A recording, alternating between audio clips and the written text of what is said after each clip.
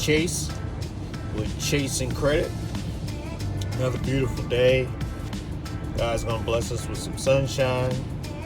He's got some blood pumping through my veins. It's love when that happens. Allows me to get up and do some things like ChaseNCredit.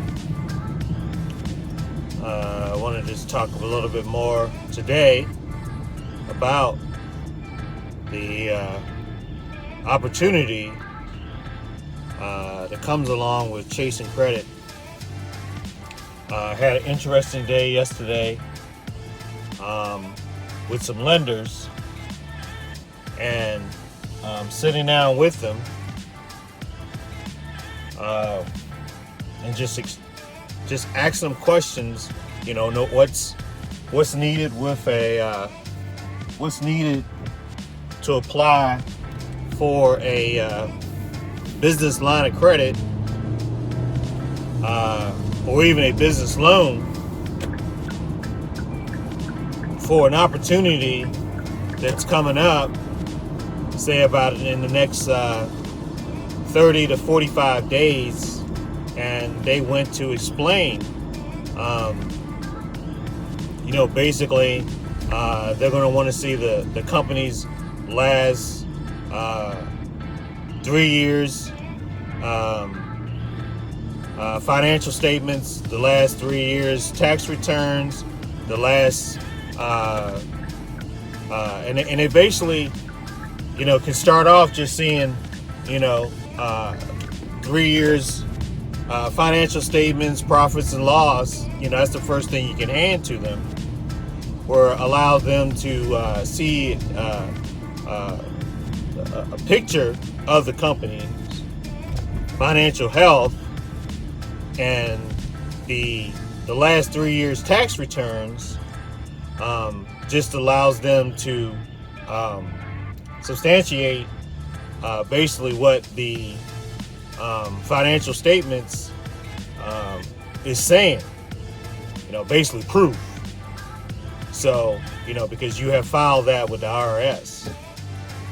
So, that allows them to see what kind of real financial strength your business is in. Did it have a profit? Does it have the ability to pay back the financial means that you're about to ask? They call it the ask, that you're getting ready to borrow. $200,000, $300,000, $50,000, whatever it is,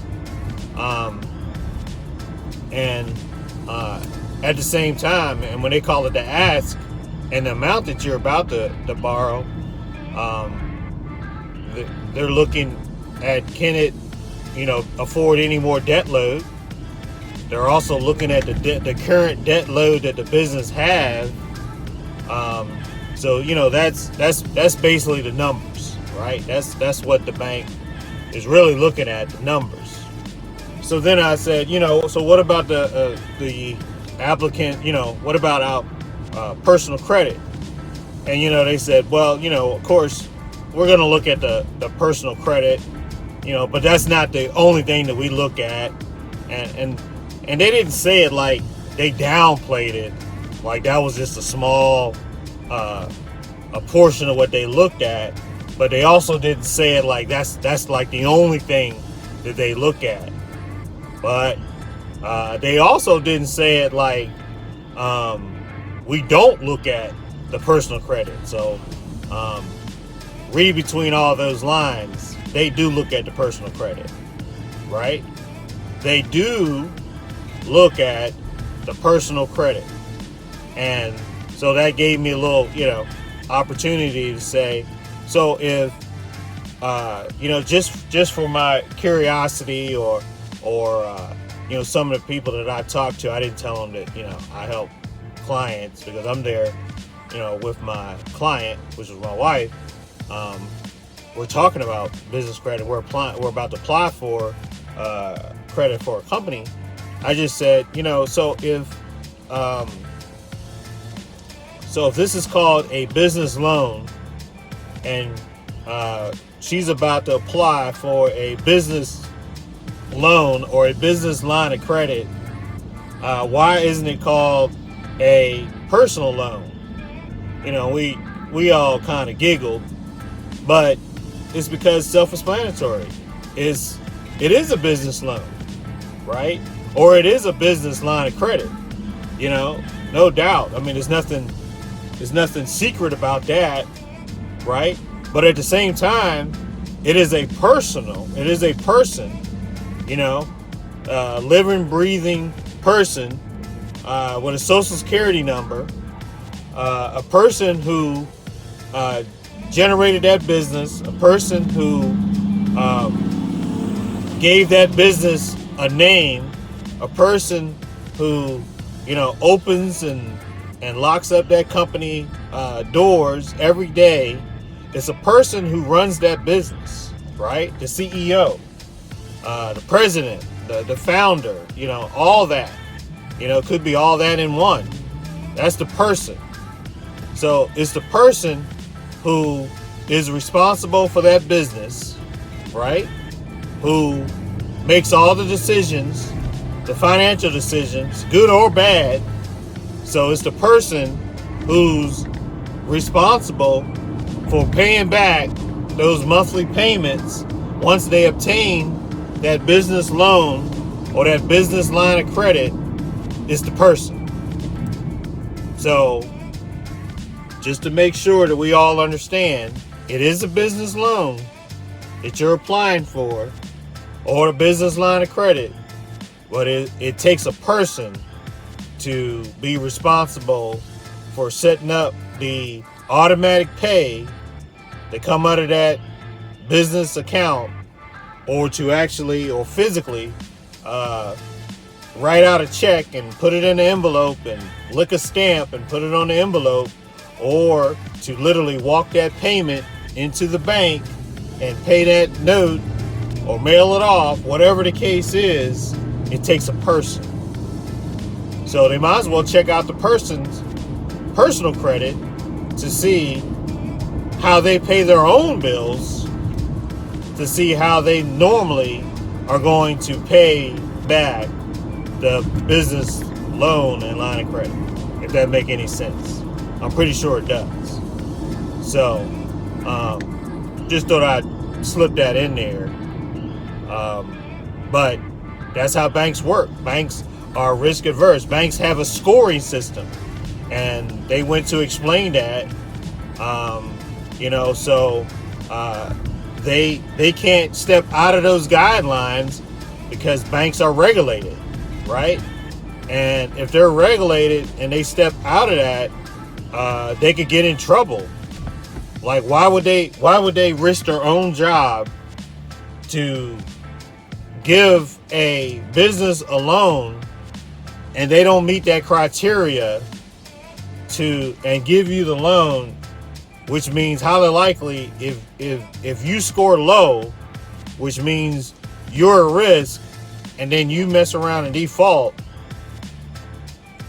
and they're gonna, the people that's over top of the bank is gonna come and ask, well, this company scored low, which means they're a risk, and you gave them a loan anyway, and now they defaulted on a loan.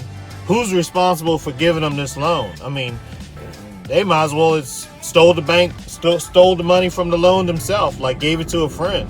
I mean, that's pretty much what it's going to be like. So hopefully all that makes sense. You as a person need to be financially and credit worthy as a person to be able to handle your own, to be able to ask for money or credit from the bank, and to be able to handle that before they give it to the business that you run. So you represent your company. So I know that's a lot, but that's how banks work. So it's nothing against you when you go in there and you say, hey, I've had my account here for 8 years, and I run, all my business and personal money through here every month, and I've never bounced a check and all that stuff. But when they pull your personal credit and you've had some problems in the past, and they can understand that. But if you don't meet their criteria, sorry, Charlie, you just don't meet the criteria, and they can't go beyond that, their own regulations, to give you that. So it might be called a business loan, but you as a person represents that company.